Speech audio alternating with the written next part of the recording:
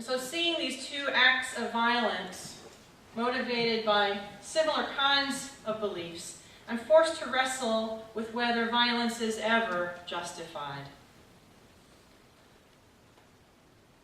If I feel that the raid on Harper's Ferry was justified as an act against slavery, which a big part of me is inclined to do, then how do I look at 9/11, which from some people's perspective was very similar? How should I respond when I witness a violence done for motives I agree with, though I abhor the violence itself? And how am I to react when I'm the one targeted, as I was and all of us were on 9/11? If I'm to proclaim the acts of 9/11 as abhorrent, which obviously I do, then I'm not sure how I can proclaim with Thoreau the acts at Harper's Ferry as anything other than abhorrent. So many of John Brown's actions throughout his life served the same goal of undermining the slave system, but did it in a way that did not have that same violence. His helping of so many runaway slaves, his very active participation in the Underground Railroad, those things are so irreproachable, so positive. And he engendered in his children this same truly non-racist attitude toward African Americans, which was lost when one went mad and one was murdered in retaliation for Harper's Ferry.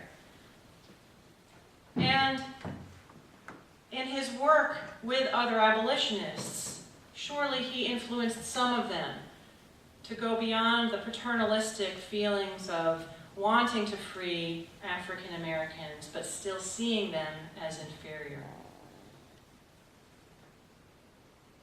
It's true that his actions at Harper's Ferry pushed the country toward greater polarization, and that precipitated the Civil War. And many people would say for that reason alone it was a good thing, because the Civil War was necessary, because it was what had to happen to free the slaves. And I must stand with those like Thoreau who would not simply allow Brown to be dismissed as crazy. Slavery was a system which had to be brought down, a hideous system of cruelty inflicted on human beings systematically and over centuries. But if I am to say that Brown cannot be dismissed as crazy, it seems to me that I cannot allow my Palestinian friend to be dismissed as crazy for her views about the attacks on this country. Confronted with this uncomfortable truth, the question I ask myself is, how would I have wished that a Southern slaveholder would have reacted to John Brown's raid? What in a perfect world would have been the best possible outcome after that raid? Given it as a given that the raid happened, what would have been an ideal reaction which might have led to a kumbaya kind of moment instead of walking us towards civil war? What would I wish I would have done if I had been a Southern slaveholder in Virginia at that time? I would expect myself to be terrified and angry and confused. I would expect myself to worry first about my personal safety. Was I going to be next? I would expect myself to want that person to be found and to face the consequences for what he had done. And I would expect that those who had died be honored in some fitting way. All of that, I'm sure, the people of the day who actually suffered through this raid would agree with me. But the harder part, the moral high ground, what history would say I should also do,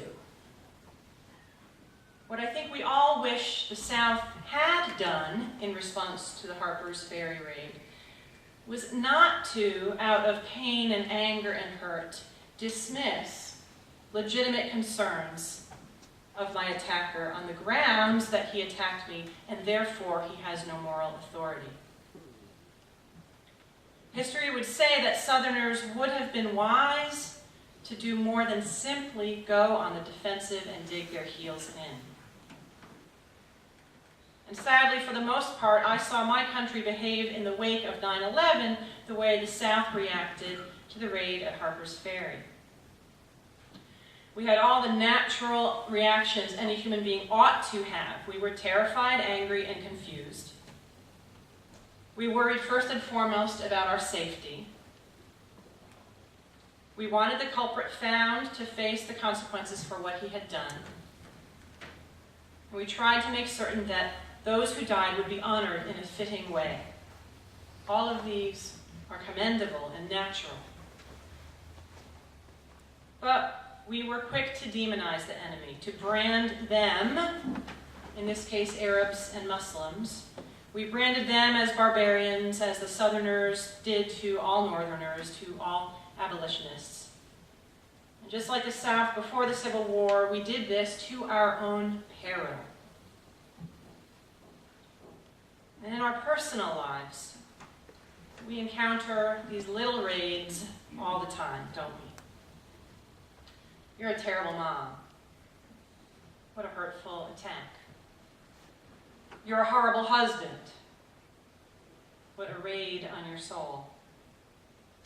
You never do this, or you always do that. You're so stupid or lazy.